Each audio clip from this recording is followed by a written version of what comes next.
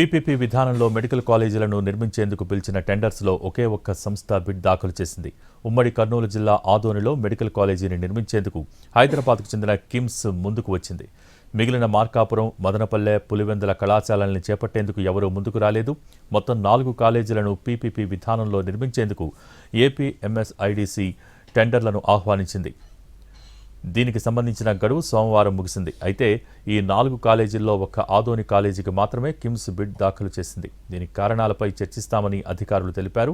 వాస్తవానికి టెండర్ల ప్రకటన అనంతరం వైద్య ఆరోగ్య శాఖ అధికారులు నిర్వహించిన ప్రీ బిడ్ సమావేశాలకు 5 సంస్థలు హాజరయ్యాయి. ఆయా సంస్థలు పలు కీలక అంశాలపై ప్రభుత్వం నుంచి వివరణ కూడా తీసుకున్నాయి. అదేవిధంగా టెండర్ల దాఖలు గడువును పొడిగించాలని కోరగా 2 సార్లు గడువు కూడా పొడిగించారు. దీంతో 4 కాలేజీలకు ఆశించిన విధంగా బిడ్లు దాఖలవుతాయని అధికారులు భావించారు. కానీ సోమవారం టెండర్ల గడువు ముగిసే సమయానికి కేవలం ఆదోని ఆసుపత్రికి మాత్రమే బిడ్ దాఖలు కావడంతో బిత్తరపోవటం అధికారుల వంతైంది.